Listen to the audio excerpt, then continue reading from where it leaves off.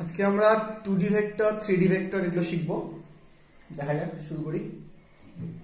প্রথমে আসা যাক 2D ভেক্টর কি জিনিস বুঝতে পারবে আস্তে আস্তে, ওয়েট করো। 2D ভেক্টর, আমরা ভেক্টর তো বুঝলাম, ভেক্টর যোগ শিখলাম, বিয়োগ শিখলাম। এবার একটা ভেক্টরকে প্রকাশ করার নতুন একটা পদ্ধতি আমরা শিখব, সেটা হলো স্থানাঙ্কের সাহায্যে কোনো ভেক্টরকে প্রকাশ। কেমন? মনে করো 2D মানে দুটো axis, two dimension, X axis আর ওয়াই অ্যাক্সিস। মনে করো এটা একটা এক্স অ্যাক্সিস, এটা ওয়াই অ্যাক্সিস।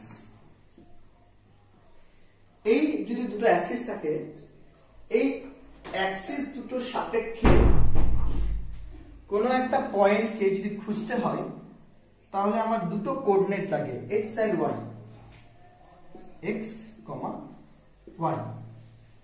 এই কোঅর্ডিনেটে পৌঁছায় কি করে? প্রথমে এখান থেকে আমাকে এক্স ঘর যেতে হয়, সাপোজ এত দূর। তারপরে সেখান থেকে ওয়াই ঘর উপরে উঠতে হয়। তারপরে আমরা পয়েন্টটাকে খুঁজে পাই, এটা হলো এক্স ওয়াই পয়েন্ট। তার মানে এখান থেকে এইটুকু দূরত্বটা হলো এক্স বা সরণ, যে স্ট্রেট। এখান থেকে এইটুকুটা হলো ওয়াই, এবং এইটা যদি মূল বিন্দু থেকে ধরি, তাহলে এই ডিস্টেন্সটা হলো আর ধরলাম। তো এখান থেকে আমরা এটাও একটা ভেক্টর, দেখো এখান থেকে এটাও একটা ভেক্টর, এখান থেকে এটাও কিন্তু একটা ভেক্টর। অবভিয়াসলি আমরা দেখতে পাচ্ছি ত্রিভুজ সূত্র অনুযায়ী যদি এটা একটা ভেক্টর হয়, তাহলে এই ভেক্টরটা কিন্তু এই ভেক্টরটা আর এই ভেক্টরটার যোগফল, কারণ এটা একটা আলটিমেট ত্রিভুজ ক্রিয়েট করেছে। কিন্তু আমরা এখনো কিন্তু না এই ভেক্টরটা জানি, না এই ভেক্টরটা জানি, না এই ভেক্টরটা জানি, শুধু তাদের মানটুকুটাই জানি। এবার আমি একটা কথা বলে দিই, আমি প্রথম দিনে শিখেছিলাম যে কোনো ভেক্টরকে, সাপোজ এ একটা ভেক্টর, সেই ভেক্টরকে যদি আমরা তার মান দিয়ে ভাগ করি, মানে ওই ভেক্টরটারই মান এ, তাহলে যেটা পাওয়া যায় তাকে কি বলা হয়? তাকে বলা হয় একক ভেক্টর বা ইউনিট ভেক্টর। এন ক্যাপ নাম দিয়েছিলাম। ইউনিট ভেক্টর মানে যার ভ্যালু 1, তাকে বলা হয় ইউনিট ভেক্টর।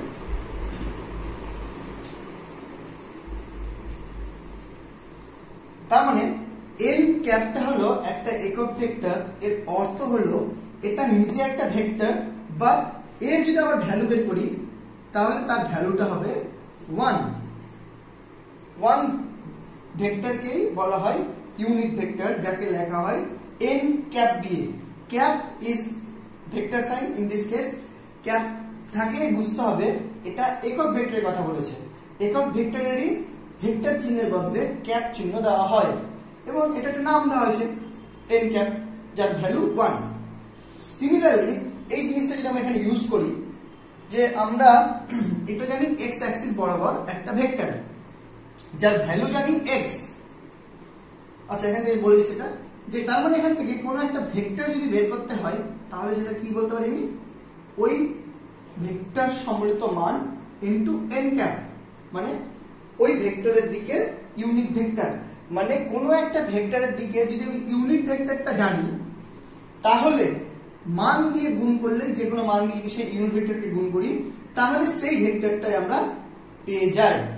তো এখানে যদি আমি এক্স জানি, মানে মান জানি, কিন্তু যদি আমি কোনোভাবে জানতে পারি এক্স অক্ষ বরাবর কি ইউনিট ভেক্টর কাজ করছে, তাহলেই কিন্তু আমি এই এক্স অক্ষ বরাবর ভেক্টরটা বের করে নিতে পারি। মনে রাখবে এন ক্যাপ মানে তো ইউনিট ভেক্টর, অবভিয়াসলি সেটার মানে হলো এই ভেক্টরের দিকে ইউনিট ভেক্টর, মানে ইউনিট ভেক্টর অলওয়েজ কোনো একটা ভেক্টরের দিকেই কাজ করে, এবং সেই ভেক্টরের মানকে দিয়ে ওই ভেক্টরের দিকে ইউনিট ভেক্টর যদি গুণ করি, তাহলে কিন্তু ওই ভেক্টরটা পাওয়া যায়। কথাটা কিন্তু ভালো মতো শুনবে। তো অর্থাৎ যে কোনো একটা স্পেশাল ডিরেকশনে ইউনিট ভেক্টর কিন্তু মানে ওই ডিরেকশনেরই হয়। তো আমরা n ক্যাপ ইন জেনারেল জানি, কয়েকটা জিনিস এখন জেনে যাচ্ছি, শুনে রাখো। সেটা হলো x অক্ষ, y অক্ষ আর z অক্ষ, এই তিনটা অক্ষ যেহেতু একে অপরের পারপেন্ডিকুলার এবং তিনটা স্পেশাল ডিরেকশন, যে আমরা জানি x অক্ষ বলতেই বুঝবো যে এটা হয় তল বরাবর অথবা উল্লম্ব বরাবর, ম্যাক্সিমাম টাইম ওটাকে তল বরাবরই ধরা হয়, মানে একটা নির্দিষ্ট দিক। y অক্ষ আর x অক্ষ বললে বুঝে নেব যে x অক্ষ আর y অক্ষের মাঝখানে অ্যাঙ্গেল আছে 90 এবং তার সাপেক্ষে z অক্ষ আছে আবার পারপেন্ডিকুলার 90 উপরের দিকে হয় সাধারণত। তো এই x অক্ষ, y অক্ষ আর z অক্ষ এরা কিন্তু স্পেশাল ডিরেকশন, অর্থাৎ এই ডিরেকশনে ইউনিট ভেক্টরটাও এদের পার্সোনাল, মানে নিজেদেরই। এই ইউনিট ভেক্টরগুলো এদের জন্য একমাত্র প্রযোজ্য। সেগুলো কি? x অক্ষ বরাবর যে ইউনিট ভেক্টরটা অলওয়েজ কাজ করে তার নাম হলো i। তাহলে যদি এটাকে ভেক্টর হিসেবে দেখানো হয় তাহলে সেটা দিতে হবে i ক্যাপ, মনে রাখবে। y অক্ষ বরাবর যে ইউনিট ভেক্টরটা কাজ করে সেটা হলো j, তার মানে j ক্যাপ। আর z অক্ষ বরাবর যে ইউনিট ভেক্টরটা কাজ করে সেটা হলো k, তার মানে k ক্যাপ। মানে এগুলো প্রত্যেকটার ভ্যালু এক এবং এগুলো এই i j k দেখলে তুমি চিনতে পারবে যে এই ইউনিট ভেক্টরটা কোন অক্ষের দিকে কাজ করছে। এগুলো কারণ এটা একদম পার্মানেন্ট। যদি j বলা হয় তার মানে বুঝতে হবে এই ভেক্টরটা y অক্ষ বরাবর কাজ করে। সো আমরা এই তিনটা আগে ভালো মতো জেনে নিলাম যে কোন অক্ষের দিকে কোন ইউনিট ভেক্টর কাজ করে। এদের প্রত্যেকের ভ্যালু বুঝতেই পারছো 1, মানে mod of i cap 1, mod of j cap 1, আবার mod of k cap 1। তো এই হলো ইউনিট ভেক্টর গুলো x y z এর দিকে। তো এখন যদি আমি x অক্ষ বরাবর x জানি ভ্যালুটা, তাহলে x অক্ষ বরাবর ইউনিট ভেক্টরও জানি আমি i, তাহলে x অক্ষ বরাবর কোন ভেক্টর কাজ করছে? obviously x vector. so what is the x vector? x vector equal to x into i cap। দেখো বুঝলে কিনা?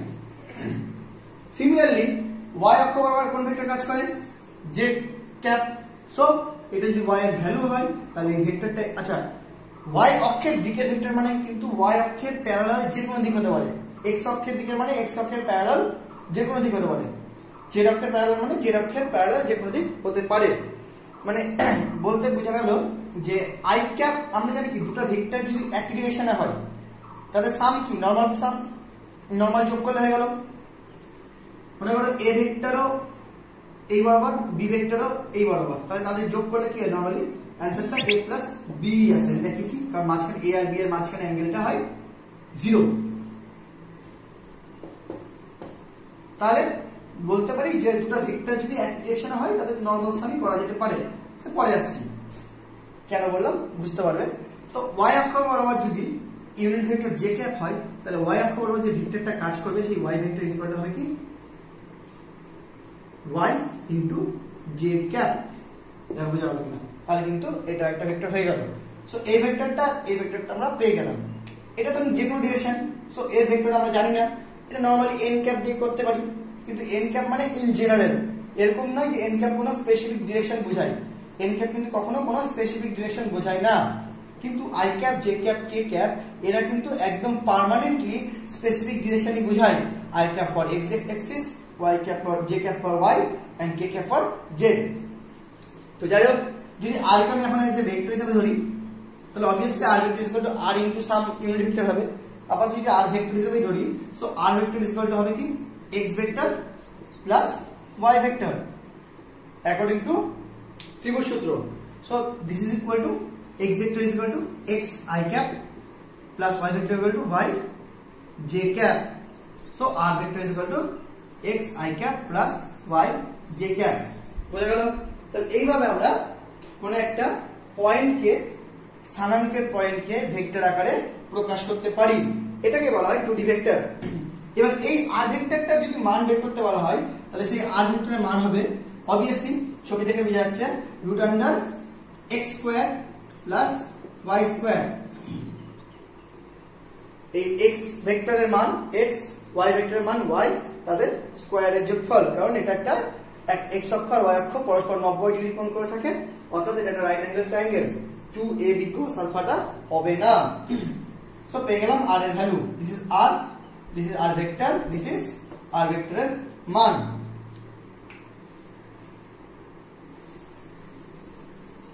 এবার আরেকটা প্রশ্ন আসে মানুষের, সেটা হলো যদি প্রশ্ন করা হয় যে এই r ভেক্টরটা তো এখানকার লব্ধি ভেক্টর, তাই তো? তো যদি প্রশ্ন করা হয় এই r ভেক্টরটা কোন দিকে কাজ করছে, তাহলে তোমাকে কি করে বলতে হয়? যে কোনো একটা ভেক্টরকে ধরতে হয় এটা অথবা এটা, এবং তার সাপেক্ষে তোমাকে অ্যাঙ্গেলটা নিতে হয়। যদি r ভেক্টরটা আমি বলি x অক্ষের সাপেক্ষে ভেক্টর নিলাম না, x অক্ষের সাথে কি কোণ করে আছে, সাপোজ ধরলাম আলফা। তারপর r ভেক্টরটা ধরলাম y অক্ষের সাথে কি কোণ করে আছে, সাপোজ ধরলাম বিটা।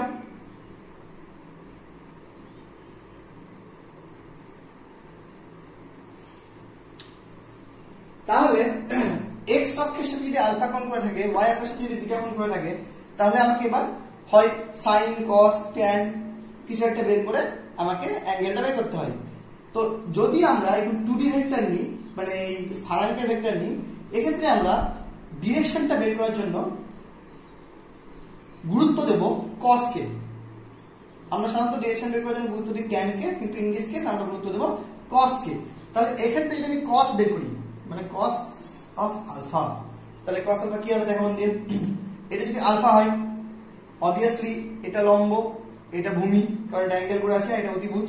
সো cos আলফা মানে ভূমি বাই অতিভুজ, ভূমি কত x, অতিভুজ কত r, শুধু ভ্যালু।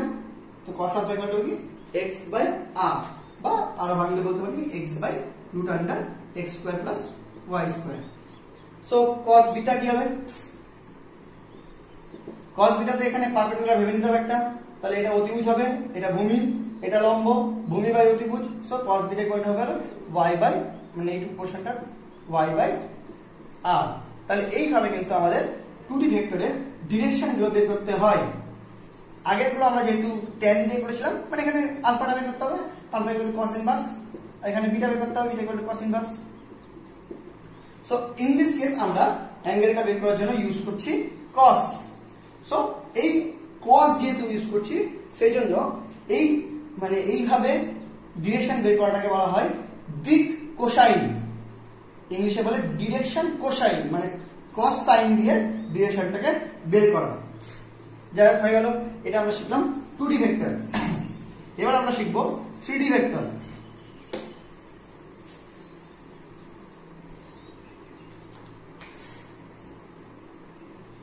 3D ভেক্টর কি? তিনটা Axis,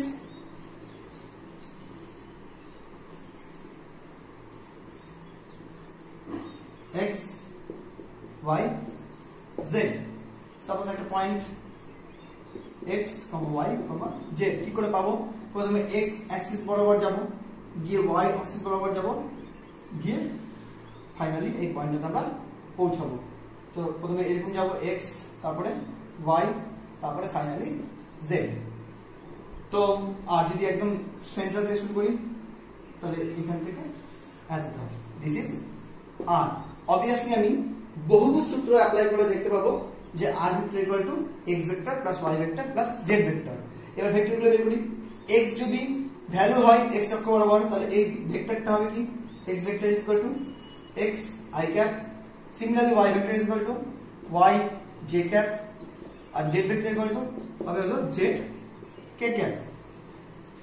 so r vector is equal to কি হবে, তাহলে r ভেক্টর হবে simply x i cap plus y j cap plus z k cap, তিনটা ভেক্টরের যোগফল r। তো ইন দিস কেস r এর ভ্যালু হবে same process, root under x square plus y square plus z square. So this is r এর value, this is r এর vector depend on x y z। তাহলে আমরা শিখলাম যে কোনো একটা ভেক্টরকে আমরা x y z অ্যাক্সিস বরাবরও ভেঙে বের করতে পারি। তো 3D ভেক্টর হয়ে গেল। এবার 3D ভেক্টরে যদি ডিরেকশন কোসাইন বের করি, সেটা সিম্পল। 3D ভেক্টরটা একটু মন দিয়ে ডিরেকশন কোসাইনটা দেখবে, কারণ এটা বোঝা একটু কঠিন। এটা ভেক্টরটা আর খেয়াল করো, মানে এটাই আমাদের লব্ধি ভেক্টর, এটাকে খুঁজছিলাম। ডিরেকশন কি আছে x y z। x angle কত, এইটা অ্যাঙ্গেল x, আলফা ধরলাম, ওয়াই অ্যাঙ্গেল কত, এটা অ্যাঙ্গেল ওয়াই আলফা ধরলাম, আর জেড অ্যাঙ্গেল কত, এটা সরি বিটা ধরলাম, এটা গামা ধরলাম। এবার লক্ষ্য করে দেখো এক্স যদি এটা মানে একদম ফিলিংসে, যে তুমি যদি একটা ঘরের সাইড থেকে একদম যে কোনো একটা কোণা থেকে একটা পেনকে কোণাকুনি ধরো, তাহলে দেখবে এই যে এতটা দূর এইখান থেকে কিন্তু এর উপরে লম্ব আসবে, কারণ আলফা কোণ যদি বের করি তাহলে ত্রিভুজটাকে কমপ্লিট করতে হবে। ত্রিভুজটা করি, এটা আর এটা এক্স, আরেকটা বাহু করি, আরেকটা বাহু হবে এই যে আর এর হেড, এখান থেকে এত দূর যে বাহুটা টানবো সেটা কিন্তু হবে অ্যাকচুয়ালি লম্ব। এটা মানে একদম ফিলিংস, তুমি যদি প্র্যাকটিক্যাল না দেখো বুঝতে পারবে না। মানে এখান থেকে আরেকটা বাহু এত দূর আসবে, সেটা হবে লম্ব। ভূমি এক্সটা ভূমি থাকবে আর আরটা অতিভুজ হিসাবেই থাকবে। তো সেই ক্ষেত্রে তাহলে cos আলফা ইকুয়াল টু কি হবে, cos আলফা ইকুয়াল টু হবে x বাই r। এবার চলে আসো বিটা। এটা যদি বিটা হয়, এই পয়েন্ট থেকে যখন y মানে এত দূর হয়, তো তাহলে এত যদি y ধরি, তাহলে এখানে যদি আমি নামাই ড্রপ, তাহলে দেখবো এটা পারপেন্ডিকুলার ড্রপ হবে। সো এটা লম্ব হবে, এটা ভূমি হবে, এটা অতিভুজ হবে। যেটা নাই, লম্বগুলো কিন্তু একটাও নেই, সবটিটা কল্পনা করতে হবে। তাহলে সেক্ষেত্রে cos বিটা ইকুয়াল টু হবে y বাই r। সিমিলারলি যদি z অ্যাক্সিস নিই, তাহলে এটা, তাহলে এখানে পারপেন্ডিকুলার ড্রপ করতে হবে। সেক্ষেত্রে cos গামা ইকুয়াল টু হবে z বাই r। তাহলে এই সবগুলো হলো, এগুলোকে বলা হয় ডিরেকশন কোসাইন। যাই হোক, প্রত্যেকটা r এর ভ্যালু হলো √x² + y² + z²। আচ্ছা, আমরা যদি একটা জিনিস দেখতে পারি, এই তিনটাকে যদি স্কোয়ার করি তাহলে কি দাঁড়াবে, cos² আলফা ইকুয়াল টু হবে x² by r², cos² beta equal to হবে y² বাই r², আর cos² গামা ইকুয়াল টু হবে z² বাই r²। আচ্ছা, আরেকটা কথা বলে দিই, cos alpha, cos beta, cos গামাকে আরেকটা ভ্যালু বলে। cos আলফাকে বলা হয় l, cos বিটাকে বলা হয় m, আর cos গামাকে বলা হয় n। সো আমি এখান থেকে বলতে পারি না, দেখো তো। এবার এই তিনটে যদি অ্যাড করে দিই, তাহলে l² plus m² plus n² এদিকে ইকুয়াল টু হবে 1 বাই r² যদি কমন নিই, x² plus y² plus z²। আবার x² plus y² plus z² √100 r হলে তাহলে x² plus y² plus z² equal to r²। So এটা কি হলো, r² বাই r², কেটে গেল 1। সো আমি কি দাঁড়ালো, cos² alpha plus cos² beta plus cos² gamma is equal to 1, অথবা l² plus m² plus n² equal to 1। এটা একটা থিওরি প্রুফ আসতে পারে, মন দিয়ে দেখে নেবেন। এবার 3D ভেক্টর তাহলে আমরা শিখে নিলাম। এবার 3D ভেক্টরে একটা জিনিস দেখো, মনে করো এবার 3D ভেক্টরে দুটো ভেক্টরকে অ্যাড করতে হবে। মনে করো এটা একটা পয়েন্ট, এটা একটা point, this is r1 point and this is r2 point. So এই r1 টা আমরা পেয়েছি করে সাম x1 সাম y1 দিয়ে সাম z1, r2 পেয়েছি করে সাম x2 some y2 and then finally some z2। এইভাবে আমরা r1 আর r2 পেয়েছি। এবার r1 আর r2 এই দুটোর মধ্যে যদি অ্যাড করতে হয়, r1 vector plus r2 vector, এই দুটো যদি যোগ করি তাহলে কি করে করব, তাহলে আগে r1 ভেক্টর খুঁজে ফেলি। r1 vector is equal to হবে x1 i cap plus y1 j cap plus z1 k cap. Clear? Similarly r2 vector is equal to হবে x2 i cap plus y2 j cap plus z2 k cap. Clear? তাহলে r1 vector r2 vector পেয়ে গেলাম। তো এবার যদি এদের add করি r1 vector plus r2 vector, তাহলে আমরা দেখব এগুলোর মধ্যে ভেক্টর সিমিলারিটি রয়েছে। কেমন করে? এই ভেক্টরটা আর এই ভেক্টরটা কিন্তু সিমিলার ভেক্টর, কারণ এদের ভ্যালু আলাদা কিন্তু ডিরেকশন একই। কিন্তু তার মানে এই দুটো ভেক্টরে কিন্তু আমরা নরমাল সাম করলেই হবে, কারণ তাদের ডিরেকশন সেম। তাহলে r1 প্লাস r2 ভেক্টর কিন্তু আমি ইজিলি লিখতে পারি x1 plus x2 into i cap, মানে i ক্যাপ ডিরেকশনে এরা দুজনের normal plus plus y1 plus y2 into j cap plus z1 plus z2 into k cap মানে normally add করে হয়ে গেল। কিন্তু ইন দিস কেস এই দুটো ভেক্টর যোগফল কিন্তু ভেক্টরই থাকলো এখন পর্যন্ত। তাহলে যদি আমি বলি r1 ভেক্টর আর r2 ভেক্টর, যে ভেক্টরটা পেলো তার ভ্যালু কত? কিছুই না, কম্পোনেন্ট চেক করব। i ক্যাপ এর কম্পোনেন্ট মানে x, j ক্যাপ এর কম্পোনেন্ট মানে y, আর k ক্যাপ এর কম্পোনেন্টটাই z। আমরা দেখলাম যে যদি r equal to x i cap plus y j cap plus z k cap হয়, সেক্ষেত্রে r ভেক্টরের মান কি হয়? x square plus y square plus z স্কয়ারের root. So in this case same root under x1 plus x2 whole square plus y1 plus y2 whole square plus z1 plus z2 whole square হয়ে গেল vector এই r1 plus r2 value. এবার যদি direction cosine বের করি তাও সহজ। cos alpha equal to হবে x1 plus x2 by r1 plus r2 ভেক্টরের মড। cos বিটা ইকুয়াল টু হবে y1 plus y2 by r1 plus r2 ভেক্টরের মড। আর cos গামা ইকুয়াল টু হবে z1 plus z2 by r1 plus r2 ভেক্টরের mod. ব্যাস সেম। এইভাবে আমরা দুটো ভেক্টরকে যদি i j k দিয়ে ভেঙে নিয়ে প্রকাশ করি তাহলে সেই দুটো ভেক্টরকে অ্যাড করা সহজ, তাদের ভ্যালু বের করা সহজ। তার জন্য ত্রিভুজ সূত্র বা সামুদ্রিক সূত্র লাগে না। i cap j cap j cap k cap k cap আলাদা আলাদা অ্যাডিশন করলে হয়ে যায়। সিমিলারলি এই দুটো ভেক্টরে যদি আমি বিয়োগ করি, সেম বিয়োগ করা যেতে পারে, তখনও কিছু চেক করতে হবে না, নরমাল বিয়োগ। x2 i cap plus y2 j cap, simple. r1 vector minus r2 vector is equal to x1 minus x2 i cap plus y1 minus y2 j cap plus z1 minus z2 k cap হয়ে গেল। Value কত হবে?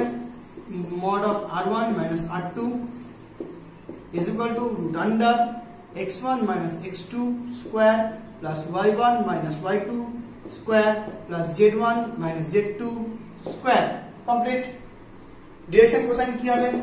cos alpha is equal to x1 minus x2 by mod of r1 minus r2। cos beta কি হবে? x1 minus y1 minus y2 by mod of r1 minus r2। cos gamma কি হবে? z1 minus z2 by mod of r1 minus r2। Complete. মন দিয়ে দেখবে, বুঝবে, প্রয়োজন বলে ডবল দেখবে, ঠিক বুঝতে পারবে, কোনো চাপ নেই। এই হলো দুটো ভেক্টরের মাইনাস করা। তাহলে আমরা 2D ভেক্টর আর 3D ভেক্টর কমপ্লিটলি শিখলাম।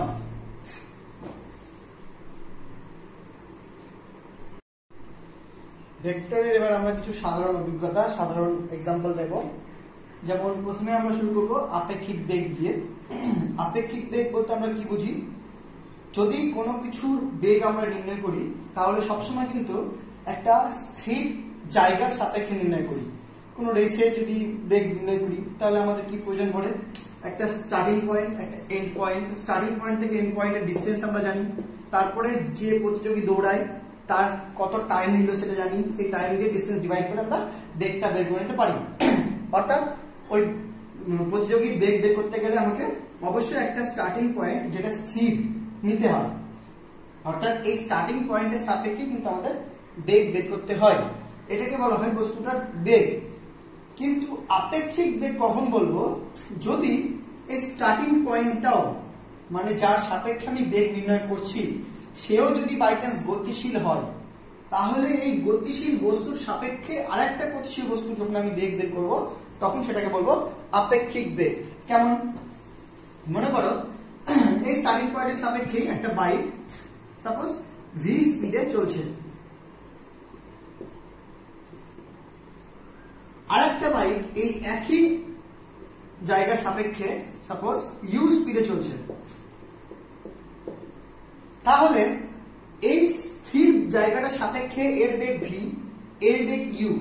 বাট যদি আমি এই বাইকটার বেগ এই দর্শক মানে এই বাইকে যে দর্শকটা রয়েছে তার সাপেক্ষে বেগ করতে চাই, তাহলে কিন্তু সেই এই বাইকটার বেগ হবে আপেক্ষিক বেগ, এবং সেই আপেক্ষিক বেগ ইকুয়াল টু হয় হলো ভি মাইনাস ইউ। মানে যে বস্তুটার বেগ আমি বের করছি সেই বস্তুটার বেগ মাইনাস যার সাপেক্ষে বের করছি তার বেগ, এটাকে বলা হয় আপেক্ষিক বেগ। এবার কয়েকটা জিনিস।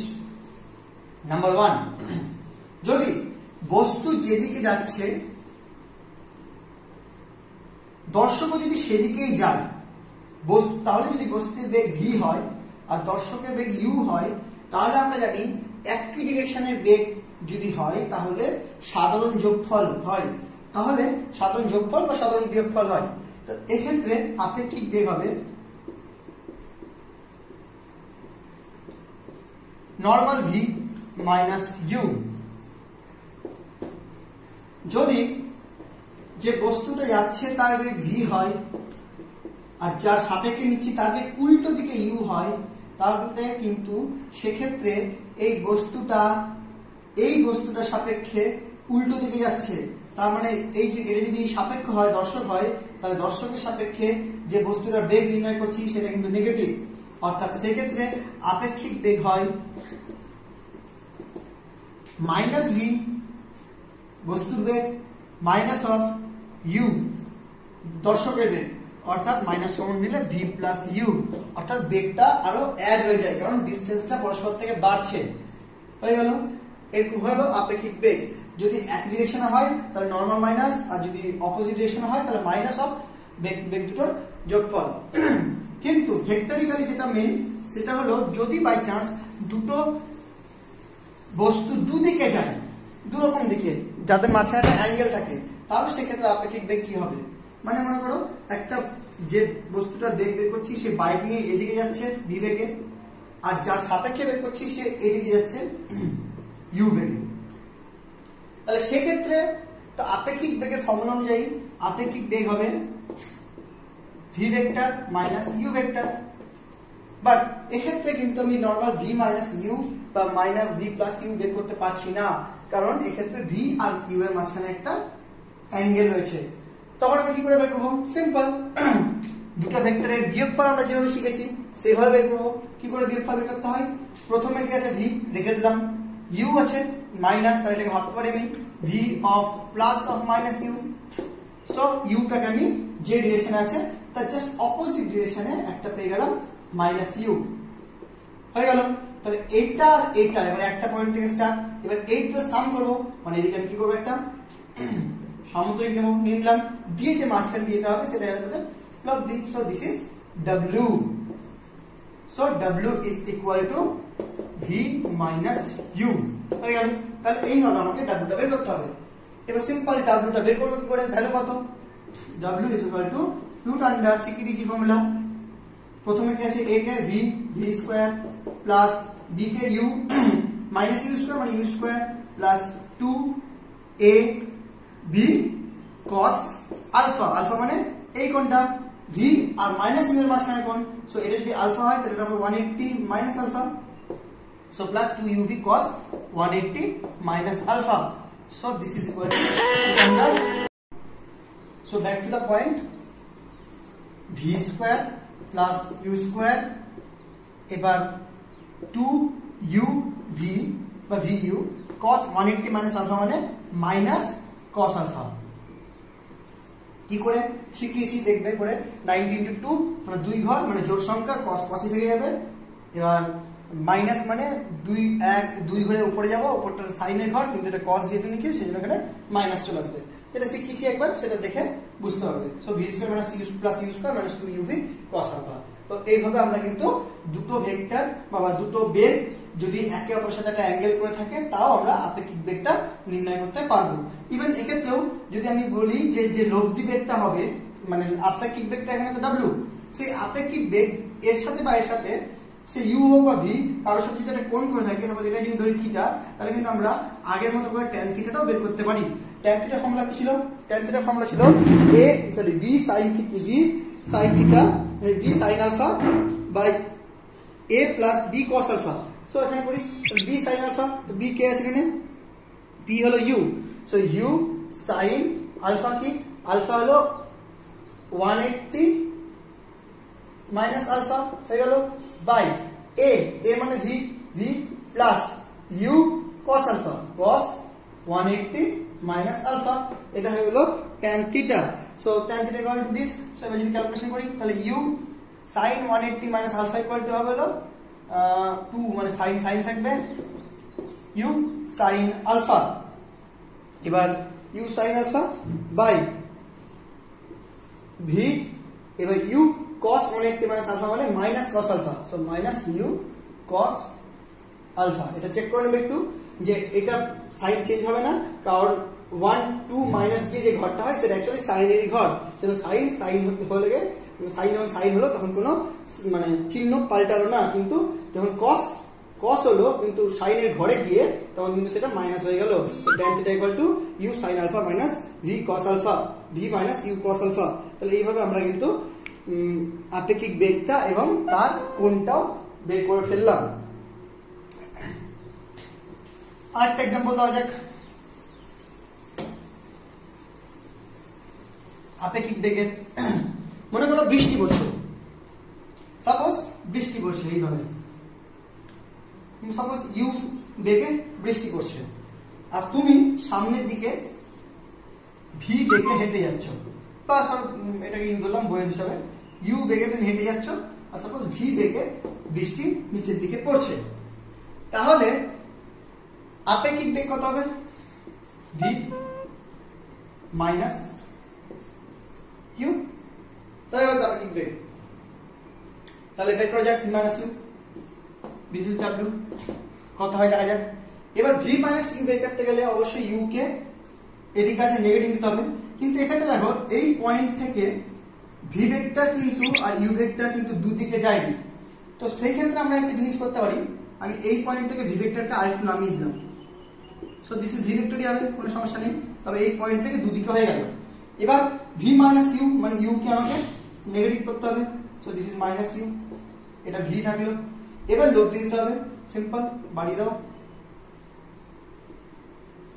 সো দিস ইজ লব্ধি ডাব্লিউ দেখো বুঝলে কিনা দিস ইজ তাহলে আপেক্ষিক বেগ বৃষ্টি তাহলে তুমি দেখতে পাচ্ছ তুমি যদি সামনে ইউ বেগে যাও আর বৃষ্টি যদি আকাশ থেকে সোজা নিচের দিকে পড়ে তবে তুমি যদি তোমার দিকে একটা বেগ থাকে মানে তুমি মনে করো সাইকেল চালাচ্ছ বা জোরে হাঁটছো এবং তবুও বেগ বৃষ্টি কিন্তু পড়ছে নিচের দিকে কিন্তু তোমার বেগ আর বৃষ্টির বেগ মিলে গেছে মিলে তৈরি হয়েছে আপেক্ষিক বেগ সেই আপেক্ষিক বেগের ডিরেকশনটা দেখো কিন্তু এই বরাবর এবার এটা তাহলে কল্পনার দিক এটা অ্যাকচুয়াল দিক তাহলে কি হবে তার পিছন দিকে বাদ হবে তাহলে এই বরাবর দেখো বুঝতে পারছো ফিলিংসটা তাহলে বৃষ্টিটা তুমি দেখতে পাবে এই বরাবর পড়ছে কেন তুমি দেখতে পাবে কারণ তোমার একটা বেগ আছে তুমি যদি চুপচাপ দাঁড়িয়ে থাকো তাহলে সেক্ষেত্রে বৃষ্টি এইভাবেই পড়বে কিন্তু তুমি যদি ইউ বেগ নিয়ে এগাও সেক্ষেত্রে দেখবে লব্ধি বেগটা এই বরাবর অর্থাৎ বৃষ্টিটা তুমি দেখবে এই বরাবর পড়ছে সেই জন্য তোমাকে ছাতাকে সোজাভাবে না ধরে অ্যাঙ্গেল করে ধরতে হবে এবার দেখা যাক এবার আমরা সিম্পলি জানি বৃষ্টি যদি উলম্ব বরাবর নিচের দিকে পড়ে আর আমি যদি সোজা অনুভূমিক বরাবর যাই তাহলে মাঝখানে কোনটা 90 হয় তাহলে এটা 90 হলে এটাও 90 অবভিয়াসলি এটাও 90 সব 90 কোনো সমস্যা নেই তাহলে এক্ষেত্রে w = v - u এবং w এর মানটাও খুব easy √v² + u² only plus হয়ে গেল আর tan থিটাটাও খুব easy tan theta equal to হবে না b sin আলফা মানে b কই কি কোনটা b মানে ক্ষেত্রে u তাহলে u sin 90 sin 91 plus a plus মানে v plus b cos alpha মানে u cos 90 cos 90 0 মানে u by b only so this is tan theta মানে অ্যাঙ্গেলটা আর মানে অ্যাঙ্গেল বলতে কোনটা u টা এই v এর সাথে কত অ্যাঙ্গেল পড়েছে দিস অ্যাঙ্গেল আর এটা ভ্যালুটা তো এটা হবে বৃষ্টির আপেক্ষিক বেগ আর একটা एग्जांपल দাও যাই এটা কি পড়লাম তাহলে বৃষ্টির আপেক্ষিক বেগ নেক্সট আমরা করব আপেক্ষিক ত্বরণ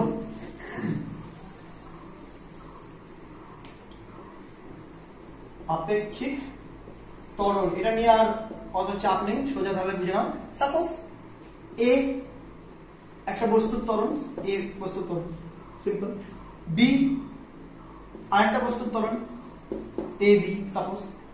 তাহলে এটা যদি এ বস্তুর ত্বরণ হয়, এটা যদি বি বস্তুর ত্বরণ হয়, তাহলে এ বস্তুর সাপেক্ষে বি বস্তুর ত্বরণ হবে এ বি মাইনাস এ এ। আবার যদি বলি বি বস্তুর ত্বরণে বি বস্তুর সাপেক্ষে এ বস্তুর ত্বরণ হবে, তাহলে এ এ মাইনাস এ বি। এইভাবে আমরা ত্বরণ বের করবো একই স্টাইলে, কোনো সমস্যা নেই। ত্বরণ শেষ।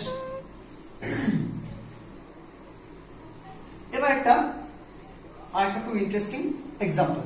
এগুলো সব কিন্তু ভেক্টরের এক্সাম্পল করছি আমরা। নৌকা, নৌকা কি করে চালাতে হয় এটা আমরা ভেক্টরের মাধ্যমে শিখব। মানে যদি নর্মালি জল হয়, মানে নর্মাল জল বলতে বুঝাচ্ছি যে স্রোতহীন, মানে কোনো স্রোত নেই, সিম্পল একদম প্লেন, তাহলে নৌকা পার করার সময়, নৌকা চালানোর সময় যতটা স্পিড দরকার, যে ডিরেকশনে যাওয়ার দরকার, সেটা তো সহজ, বুঝলাম। মনে করো আমাকে সোজা এই পার থেকে ওপার যেতে হবে, সোজা চালাবো, চলে যাবো। কিন্তু যদি বাই চান্স নদীতে স্রোত থাকে, তাহলে স্রোত কিন্তু নদীর থেকে সোজা চলে যাবে একটা ডিরেকশনে, আর আমরা পার হবো কিন্তু নদীর এপার থেকে ওপার, সেটা কিন্তু আরেকটা ডিরেকশন, সেটাও কিন্তু পরস্পর 90 ডিগ্রি। সেক্ষেত্রে কিন্তু তাহলে আবার সেই আপেক্ষিক বেগ চলে আসবে, কারণ নৌকাকে স্রোতের বেগকে ওভারকাম করে নিজেকে ওপার নিয়ে যেতে হবে, অর্থাৎ একটা আপেক্ষিক বেগ আবার চলে আসবে। তাহলে আমরা শিখি নৌকা কি করে চালানো হবে।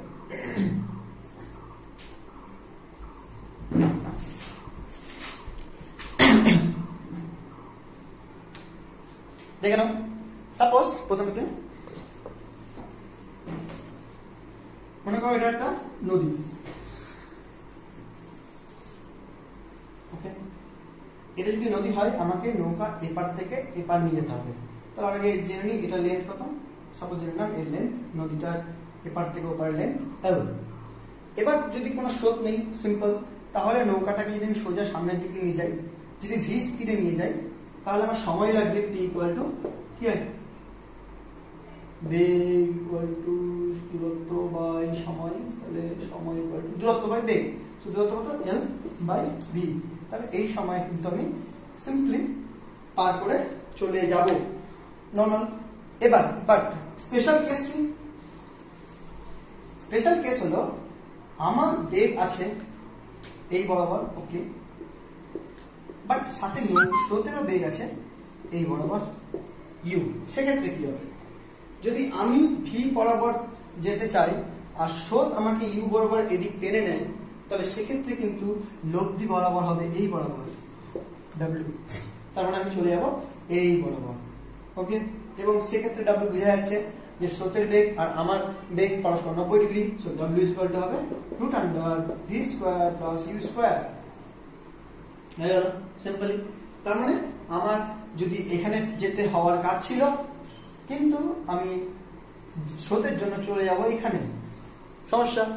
তাহলে আমরা দেখতে চাই যে আমি এইখানেই যাব, স্রোত এইদিকে আছে, তাহলে আমাকে নৌকাটা কোন দিকে চালানো উচিত, দেখা যাক।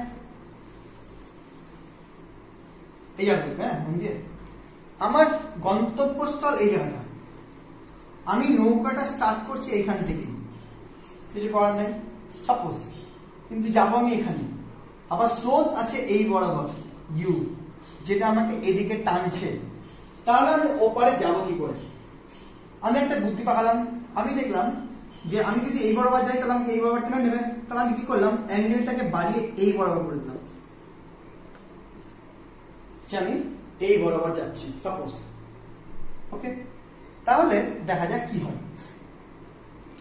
মনে করলাম যে বরাবর আমি যাচ্ছি, ওকে, সেই বরাবরটা এই উলম্বের সাথে, মানে যে বরাবর আমার যাওয়ার কথা ছিল, এই বরাবর যাওয়ার কথা ছিল, এই এর সাথে থিটা কোণ করে আছে, ভালো মতো দেখবে। তাহলে অলরেডি যদি এটা থিটা কোণ করে থাকে, তাহলে এইটারই আবার দুটো কম্পোনেন্ট হবে, মানে দুটো উপাংশ হবে। কারণ যে কোনো ভেক্টর যদি কারোর সাথে কোণ করে থাকে, তাহলে দুটো উপাংশ হয়। তাহলে উপাংশ দুটো কি কি হবে, এর অ্যাক্রসে, মানে এর দুই পাশে একটা উলম্ব বরাবর, একটা ভূমি বরাবর। এর উলম্ব বরাবর তো এদিকটা, আর ভূমি বরাবর এদিকটা, লক্ষ্য বরাবর দিয়ে, ঠিক আছে। এবার দেখো উলম্ব বরাবর কি হচ্ছে, তাহলে কম্পোনেন্ট যেদিকে থিটা কোণ থাকবে সেটা cos থিটা, তাহলে এটা হয়ে যাবে v cos থিটা, আর অনুভূমিকটা কি হবে v sin থিটা। তাহলে এই বরাবর যদি আমি নৌকা চালানোর চেষ্টা করি v দিক দিয়ে, তাহলে তার দুটো অংশ ভাগ হয়ে যায়, v cos থিটা যেটা আমাকে সামনের দিকে টানার চেষ্টা করে, আর v sin থিটা যেটা স্রোতটাকে কমানোর চেষ্টা করে। এবার আমাকে এমন স্পিড নিতে হবে বা এমন কোণ করতে হবে যাতে প্রথমত এই v sin থিটা পার্টটা এই স্রোতটাকে পুরোপুরি জিরো করে দেয়, তাই তো? তাহলে আমার স্রোতের চাপটা থাকবে না। তাহলে সেটা দেখি, তাহলে একটা ফার্স্ট কন্ডিশন আমাকে স্রোত থেকে শূন্য করতে হবে, তার মানে এই বেগটাকে আর এই বেগটা সমান করতে হবে, অর্থাৎ v sin থিটাকে আমাকে এমন ভাবে বেগ নিতে হবে বা অ্যাঙ্গেলটা নিতে হবে যাতে v sin theta equal to u হয়। এটা ফার্স্ট লক্ষ্য। তাহলে এখান থেকে sin থিটা ইকুয়াল টু কি u by v, so theta equal to sin inverse u by v। তাহলে প্রথমত আমি পেয়ে গেলাম যে এই কোণ করে যদি আমি চালাতে পারি তাহলে কিন্তু স্রোতটাকে মোটামুটি ওভারকাম করা যাবে।